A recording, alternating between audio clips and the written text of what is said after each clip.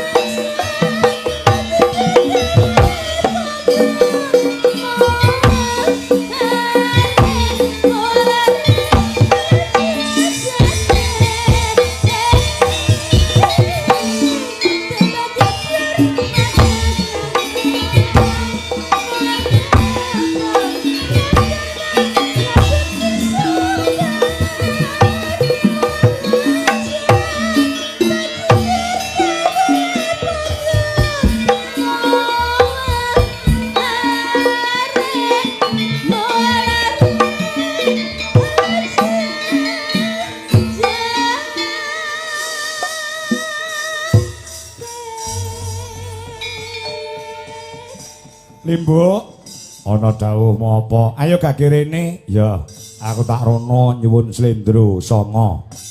Ngono ya, Nak? Ya. Aku pertama kali iki nek urung krungu suarane Mbak Elisa Orkarus Alaso. Urung marem. Ya. diaturi tata-tata jumeneng saurunge ngaturke wa sing wigati bengi iki ya Yung. Monggo Mbak Lisa langsung garam dangdut. Oh, lagune aku njaluk. Yen liwat aku kelingan. Gubuk kae. Desa.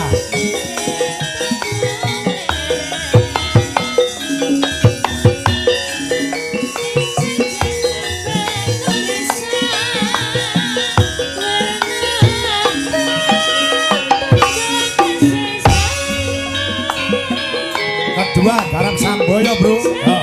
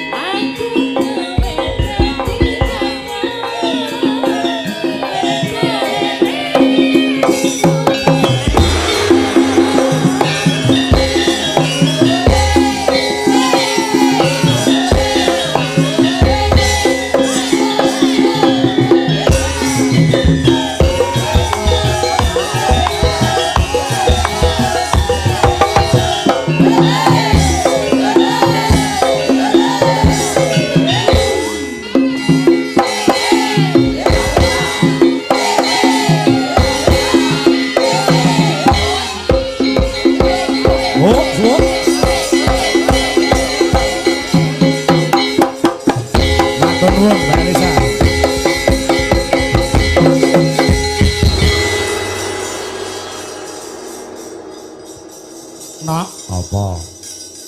Beberapa kali ana ing taun iki awake dhewe sowan ana ing wewengkon kutha Reyok Ponorogo, ya. Wiwit nalika ana ing Prajekan, ya. Terus ana ing Maguan, oh iya, wingi durung suwe sowan ana ing Ngadisanan, ya. Terus bengi iki sowan mrene, ya. Ana ing lapangan Balong, Kecamatan Balong, Ponorogo. Setelah saya amati dan saya saksikan beberapa kali saya pentas di Ponorogo, penonton terbanyak adalah pecah rekor pada malam hari ini. Mula tepuk tangan untuk masyarakat Balong yang hebat. Ya. Ngono ya ya. Ya. Penontone sak lapangan kaya ngene iki, Nduk. Ya. Sak lapangan kebak muncu-muncu. Lor kidul etan kulon padha mirsani padha wungon lek-lekan. Oh, ngono. Nek disawang pamirsa sing akeh kaya ngene, iki kaya penontone almarhum Ki Haji Anom Surata, Nduk. Oh, ngono. Iya. Saking okehe, saking pirang-pirang. Dadi nek kaya penontone almarhum Pak Anom Surata, ki asline sak nomor regaku kemurahan. Dadi ya. Wah, mbemu tak tapuk sisan ora. Tur dasare nek Piyai Ponorogo ki wis kenek dititeni kok nek watone nek wayang ki penontone mesti akeh, tur ya mesti tertib. Oh, tertib ya. Iya. Ora ana sing ting brengok kabeh gatekke, dikeki lagu ya ngrungokke, dikeki perang ya gatekke, dikeki sanggit, dikeki bantah ya nggatekke. Oh, manut lan ngedotke aluring sanggit cerita wayang. Iya. Oh, ngono ora enek kok sing ting brengok.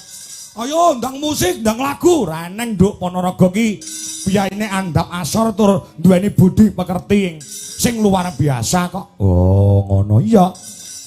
Apa ya kowe tau nemoni penonton sing brutal? Tau. Ora tak omong ning gone ndak tersinggung. Oh iya. Pokoke ning Jawa Timur ya an. Ngono arep mlebu limbukan penonton ning mburi kelir iki wis mendem kae. Karo gebloke kelir. Ayo Pak Dalang, sindene nang ditekne aja kesuwen, aja omong ae. Enek nduk ngono kuwi. Oh, nek kene ora enek, nek kene gatekne kabeh disuguhi apa-apa, didahar paribasane cara panganan. Ana sing luwih parah meneh, Nduk. Apa iya? Iya. Mbok menawa dalang sak donya iki sing nglakoni paling parah tumraping penonton ya aku. Parahe piye? Apa enek rokoke dalang entek dicolong penonton iki lara aku apa enek? Oh, kuwi kedadian tenan, kedadian tenan. Kuwi kanca-kanca wiyaga utawa panjak nek cara Ponorogo saksine, Nduk. Aku anggere ngomong ngene iki ya pas limbukan ngene iki.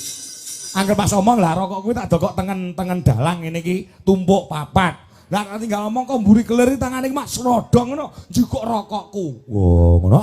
Aku ya bengok karo panitia. Pak panitia, rokok kula telas dicolong penonton kok mburi kelir. Tukokne neh karo panitia tukokne 3 pak. Lah tinggal ngomong kok mburi kelir tangane mak telolor. Wih nyolong rokokku hilang neh, Nduk. Mula aku trauma karo wong nyolong rokok ning mburi kelir. Mending ngisor deboke tak siapi gaji iki lho mesti. Ya. Oh, ngono nganti nek wong nyolong rokok tak gaji tangane. Oh nek kene ora ana. Penonton kene iki adab budi pekertine digondeli lho. Apa ya? Ya pancen ya kaya ngono wis mbuktekne ket sore. Nyatane wit sore padha kepareng wungon, padha tata-tata nonton lan menikmati pagelaran wayang kulit dalam rangka bersih desa ingkang mapan ana ing Balong Ponorogo. Heeh. Luar biasa temenanan. Ya, ya.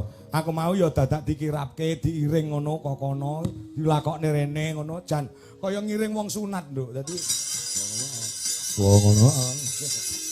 Ning kuwi adat lho. Aja gen ketok sakrale bahwasanya wayang kulit ki bukan sembarang tontonan. Momot apa jenenge pitutur luhur. Heeh, pancen ya kaya ngono kudu dibudidayakne. Oh iya, ya ngestoke dawuh. Heeh. Mula sembah nuwun ki adicara bersih desa. Ana desa ngendi? Ana desa Balong, Kecamatan Balong. Oh, ngono. Mula ki mau ana dandang gula nggo desa Balong. Oh, ngono. Desa Balong. Lurahe nyontoni. Ya. Nindakake pakaryan desa. Bapak Carik penulis Sekdes. Heeh. Pak Bayan perintah dawuh Mudin njur Pak Mudin buntel wong mati. Mudin iki gaweane paling berat, Nduk. Ya, heeh. Jagabaya mrek aman, Jagatirta iku andum banyu sing warata kami tuwa panegak Sangya Pradasih RT RW tetulunga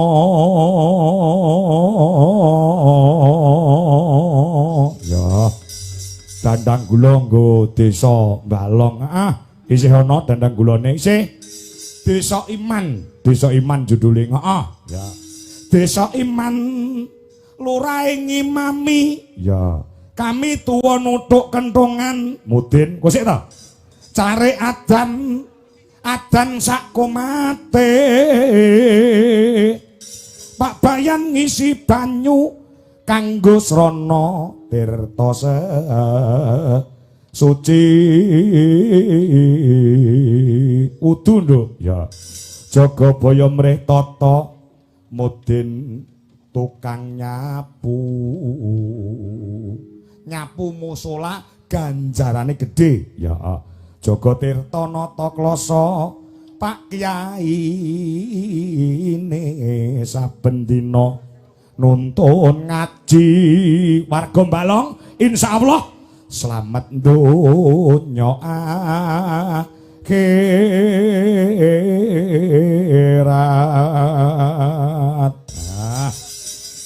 Amin jarobal alamin. Ya kuwi desa judule desa berkah karo desa iman.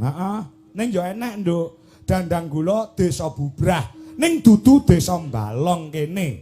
Mergo neng pagelaran wayang kulit iki mesti ana sing apik, ana sing elek, ana sing kena nggo conto, ana sing ora kena nggo conto. Sing kena nggo conto ya dituladha, sing ora kena diconto ya dibuang. Dandang kula judule apa? Desa Bubrah. Desa Bubrah ya ning dudu Balong kene. Dudu desa adoh kono. Piye kuwi unine? Dandang gulane Desa Bubrah. Bayan nyambi mlantik. Kami tuwa ndekemi mbok rondo Bubrah desane ya Pak Lurah Gedhe korupsi ini Mudin ngetengi bakul Bubrah kok ya njur Pak RT Jermain Remi cari mabuk-mabukan Jagabaya ndukun lagi Jagatirta dadi germa ya rusak kok desane ya mbok nyai ini malah nganake duit mati nyemplung raka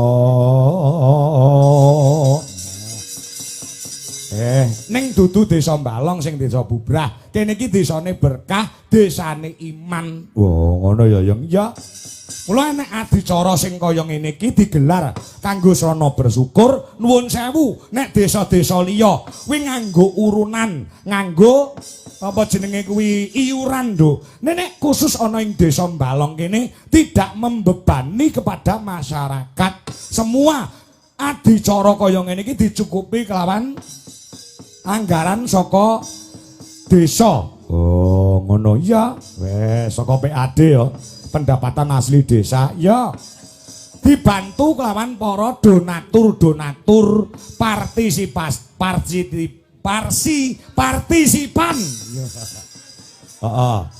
para donatur masyarakat desa Balong ana sing bantu 1 yuta ana sing 2 yuta ana sing 5 yuta digabungke kelawan PAD utawa pendapatan asli desa Ya kasane iso nggelar kabudayan sing kaya ngene, masyarakat ora kon urunan, mung karek kon rawuh, kon mirsani wayang, wekasane nganggo sono tirakatan, melek-melekan ana ing sasi sura. Ngiras mantos nyuwun marang purbaning Gusti Kang Maha Kawasa Gusti Allah Subhanahu wa taala kanthi bersih desa.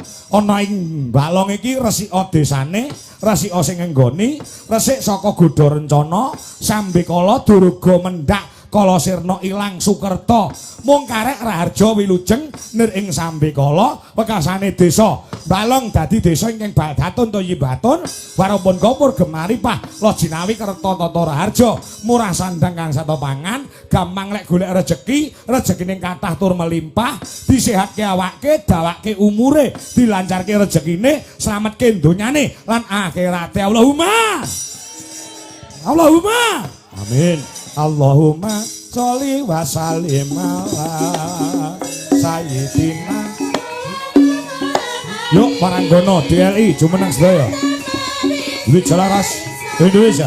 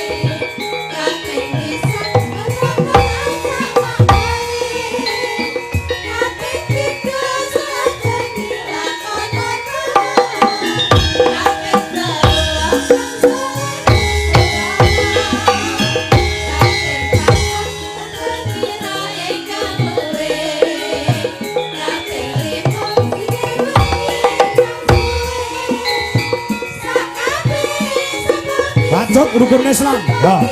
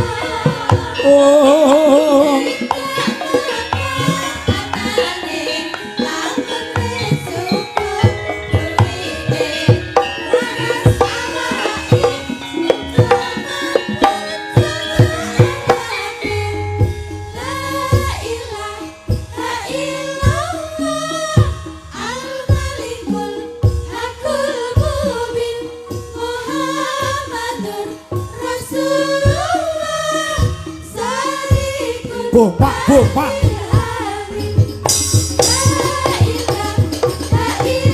Suwuk ya no? Ya.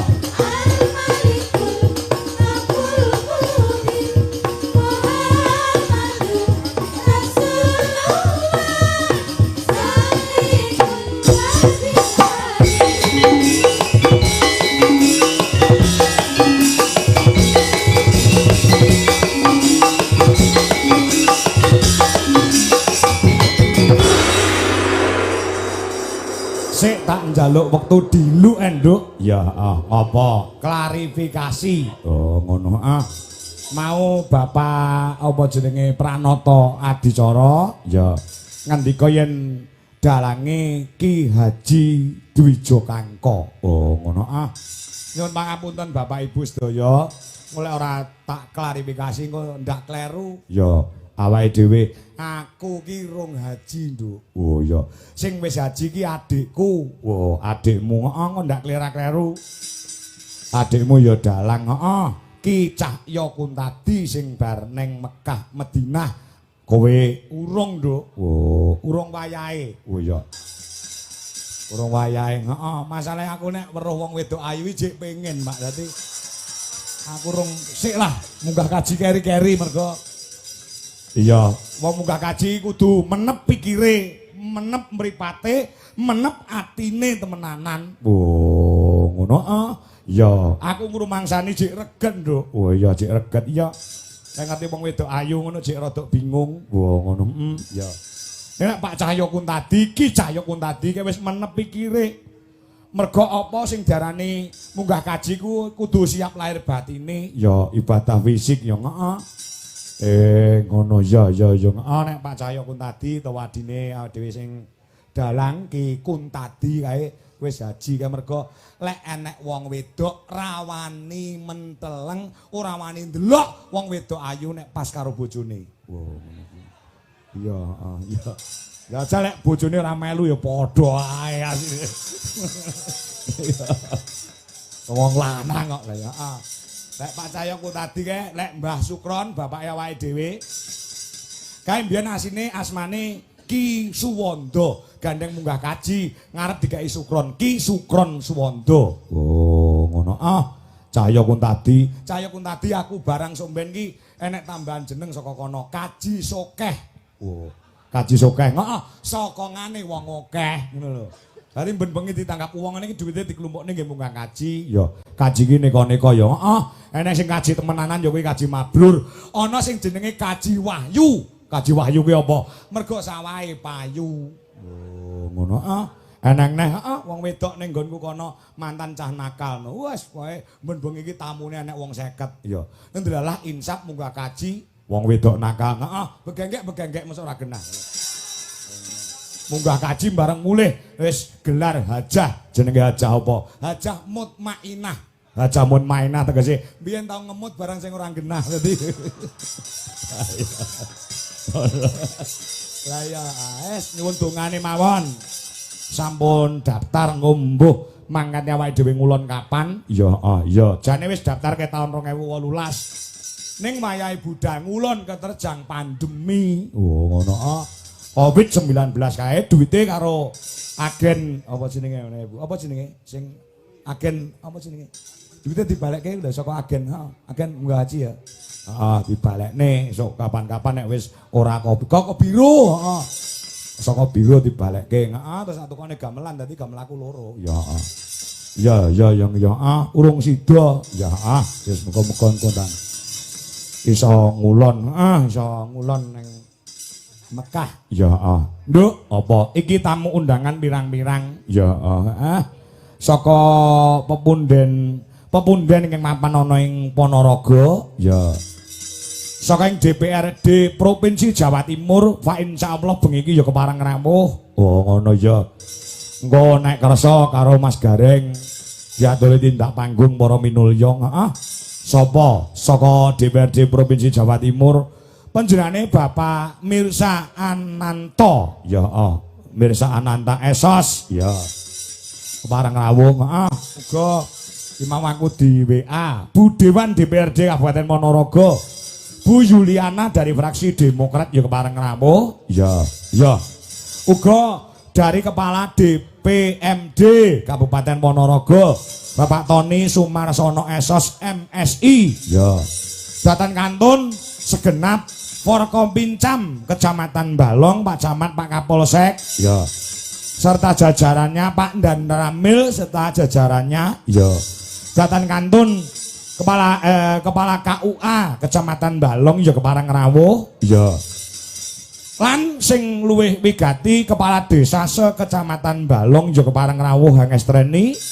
Anggone panjenengane Bapak Sumadi Esos kepala desa ana ing Balong bengi iki gelar adicara bersih desa. Oh, ngono ya.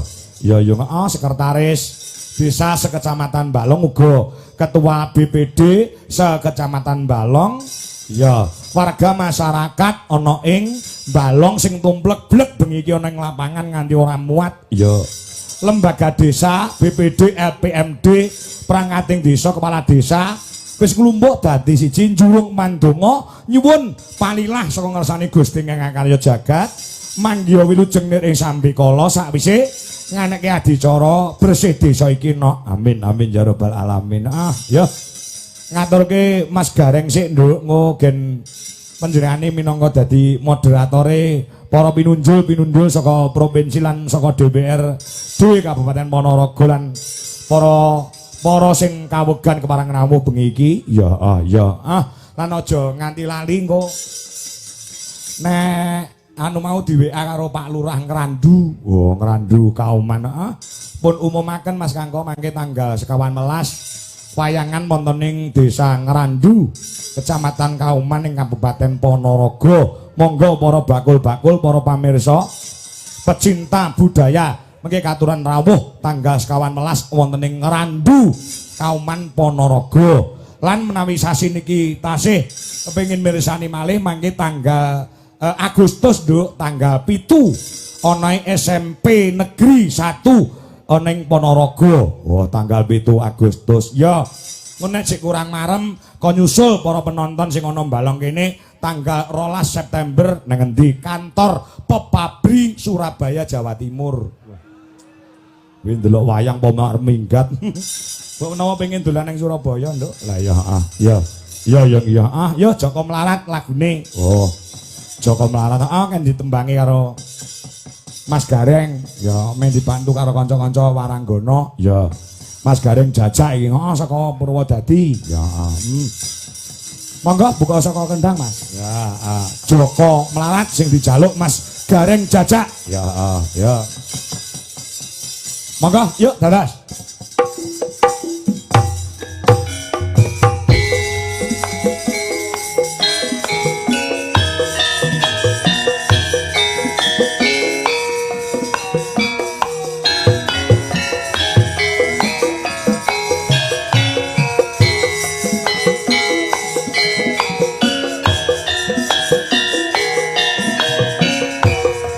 Yo, Waranggana, yo lagune ya.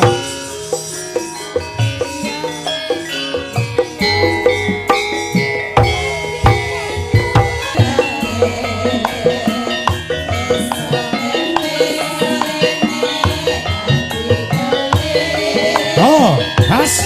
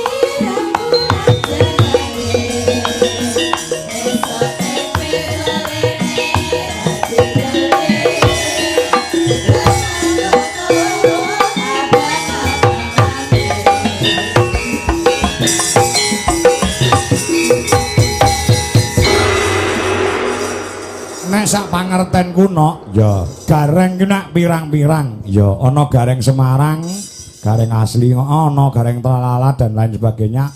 Ning sak pangertenku sing paling sering kari-kari iki sowan ning Ponorogo ya gareng jajak iki. Oh ngono ah. Wingi saka Ngadisanan terus rene somben iki sik ning Ngrandu. Weh, laris tenan kowe ning Ponorogo le, Reng. Terah tak gawe laris kok, Pak. Wah. Kowe sama gawe laris? Lah tak rego 750 kok. Wah. Tenan ya kuwi, insyaallah tak sembadani wong ki sing digugu lak tembunge. Ya engko bukaan amplopme isine mesti 750. Ya kuwi nek omongane wong liya, wong iki omongan dagelan mosok ya digugu. Wedi. Ya ora wedi wong mosok kene kon. Ning nuwun sewu Pake. Apa? King napa ki mau tak pilih lagune Joko Melarat. Lah, kuwi sing arep takokne. Mongko biasane serampat, biasane perahu layar, kok ki mau njaluk Joko Melarat ki karepmu piye? Ngelingi lakon sing tak lakoni ning Balong mriki. Oh, wis tau rene to? Aku mbiyen ape entuk Piyai Balong gak sida kok, Pak. Weh, kowe kok Purwodadi? Ape entuk Piyai Balong gak sida, peh aku Joko Melarat. Weh, ngono. Ape entuk bucarik ngono kok. Bos gabah. Biyen pethuke ning tengah sawah kono nuku gabah aku pas nyuluh kodhok. Ning estu niki wau senajan tembang lagu dolanan, nek diolah dadi tembang-tembang sing religi ya ana teges lan maknane. Iso gelar kudu iso gulung karepmu piye? Diganti lirike ben nganggo tembung sing endah pamrih nggo ngelingke para rawuh sing sami mirsani. Merga wayang kuwi tontonan, tuntunan ana tatanane. Lah rak ngono to, Pak. Ah ya. Banyol ya mayol, guyon ya guyon, nek ya kudu ana inti sarine. Lho nggih, nggih. Aja mung waton guyon ning guyon sing nganggo waton. Jajal tak pengen krungu. Momo jiji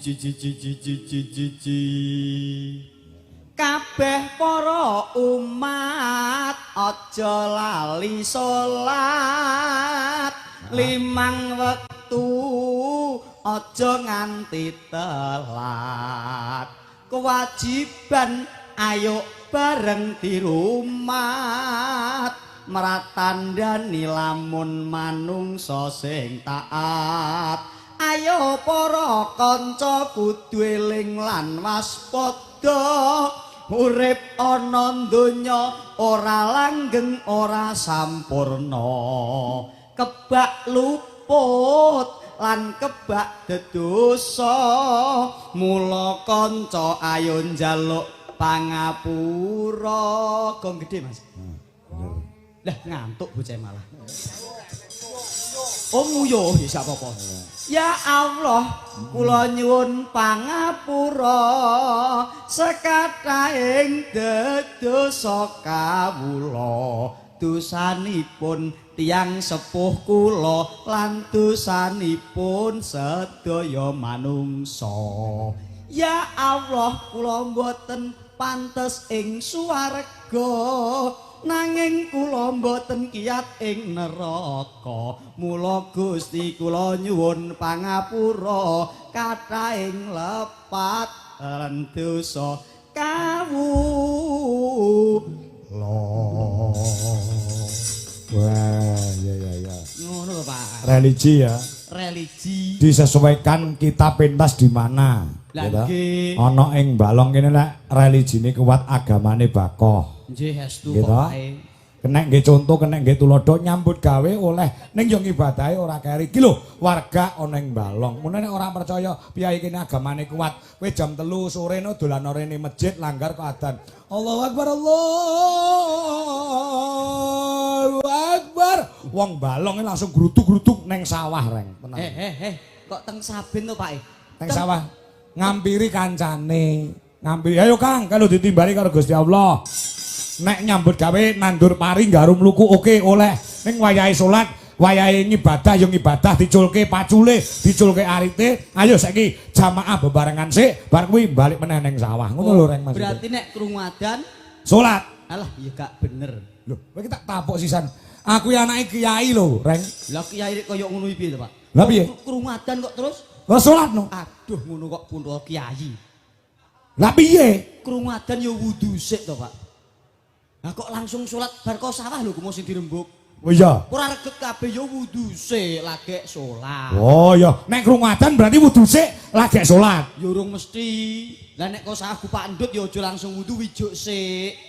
Bisa. Lah wiso, lagi wudu lagi salat. Ah iya. Ngono mosok yo gak paham putru kiai kok saka yo. Berarti nek krungu adzan wiso sik wudu lagi salat. Ya urung mesti.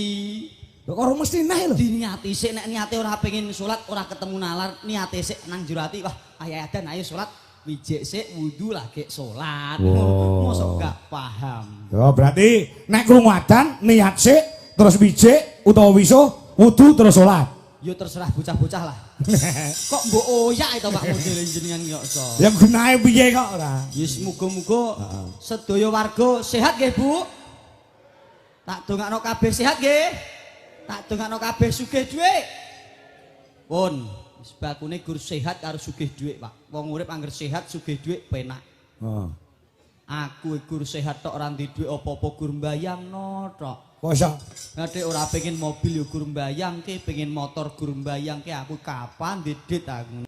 Alhamdulillah timbali Kyai Ponorogo sesuk ndek dhuwit aku lenas. Lan duwe sesuk bayaran kok mbalangin nggo apa? Tuku mobil lho, Pak. Wah. Mau bayaran gede ya. Wah, 750 ki nggih tuku mobil. Lho entuk telu niku. Kok iso 750 telu? Cilik-cilik nggo seret-seretan anakku kae. Wah, kayak mobil-mobilan ya celok-celok.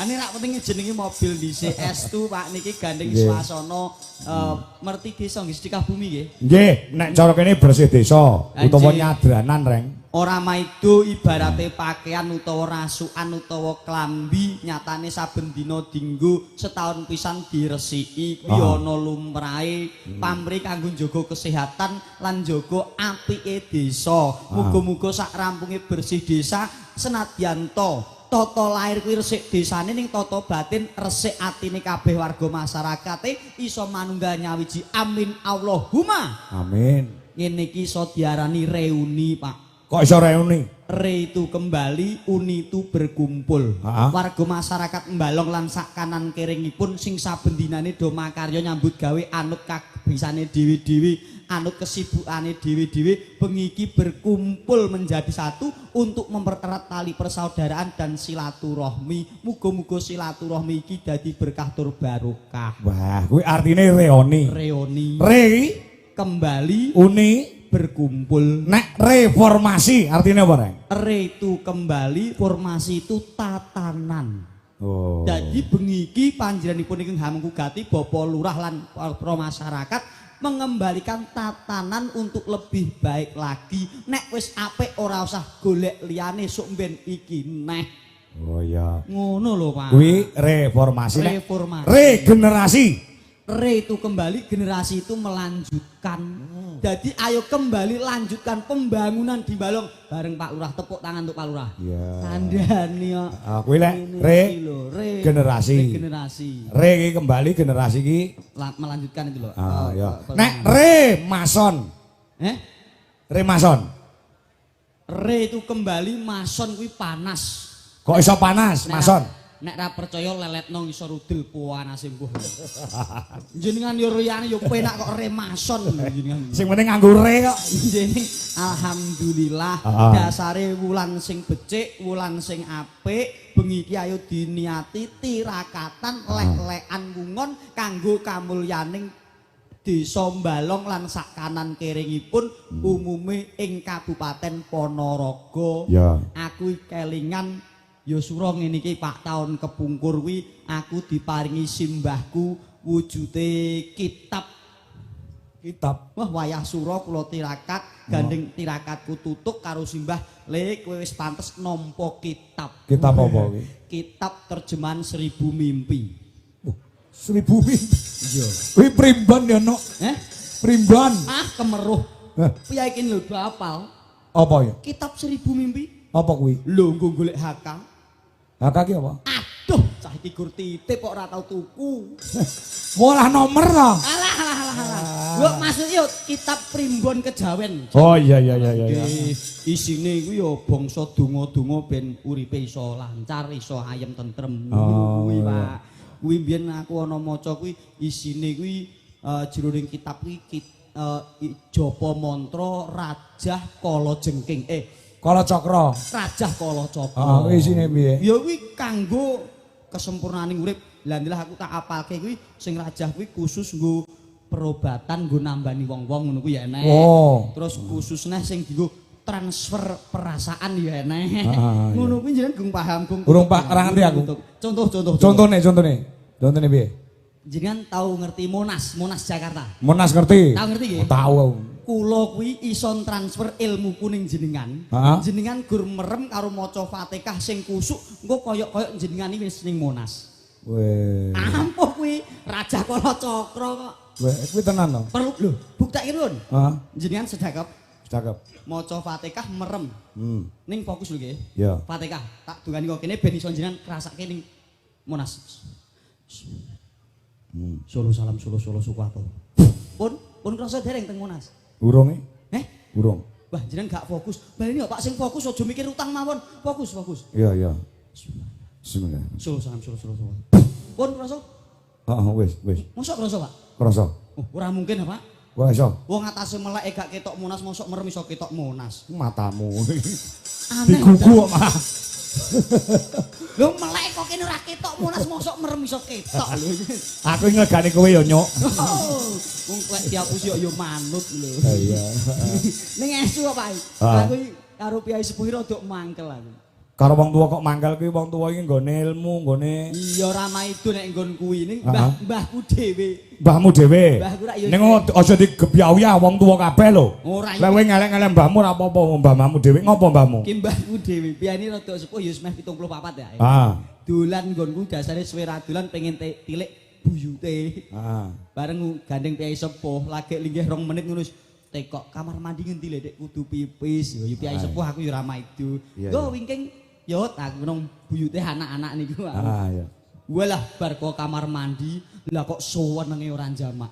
Aku diungkli-ungkli digendong-gendong diambungi karo mbahku. Lah ngopo? Putuku saiki nek suksese ora jamak, ya Allah suksese putuku. Antase kamar mandi kok iso angger lawange dibuka lampune otomatis mekan dhewe. Gek njero atis adem banget dipasang AC. Putuku wis sugih, aku terus bingung. Mosok kamar mandiku ngono, aku ngono. Bareng tak tutke, ayo Mbah ning kamar mandi neh ayo. Lah kok jebule nguyoh ning jero kulkas to Mbah kuwi. Ya kok angger lawange dibuka lampune murup, jare jero atis, mbake lek nguyuh jero kulkas. Wah, dadi es uyuh no kuwi. Ya luwung lah kena nggo seger-segeran. Ning ya arep piye nyatane. Wong kuno mbiyen niku do tirakat. Kula nate dituturi simbah-simbah mbiyen. Keneng apa mbah-mbah mbiyen kuwi kok do tirakat. Umpama jaman saiki ngono, mbah-mbah mbiyen kuwi le tirakat ibarate kaya wong tumbas kuota, Pak. Kuota internet.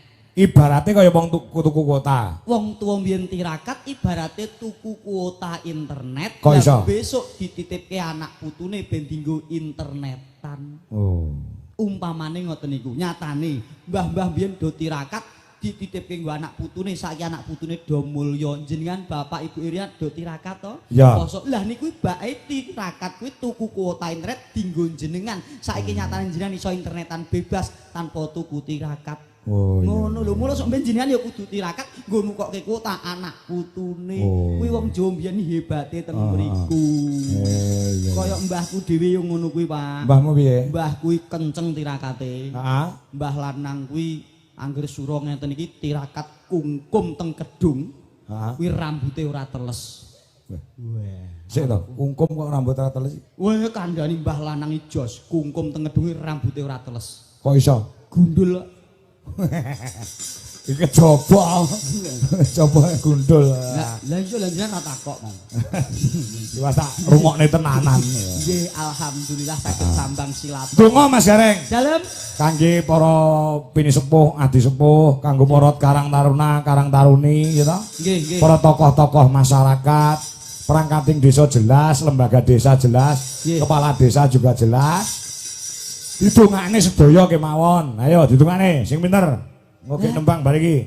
Lah ya tak dongake pun kok. Endi? Muga-muga sedaya sehat nggih Bu, Pak. Amin. Muga-muga sedaya sugih dhuwit nggih Bu, Pak. Nggih. Pun kuwi ya wis cukup, Pak. Oh, wong iya. urip penting sehat sugih dhuwit rampung to, Pak. Goblok ora apa-apa penting sugih duit ya. Lah goblok kira nomor 21 penting sugih duit. Pinter ora ndek duit ya gur nyambut gawe.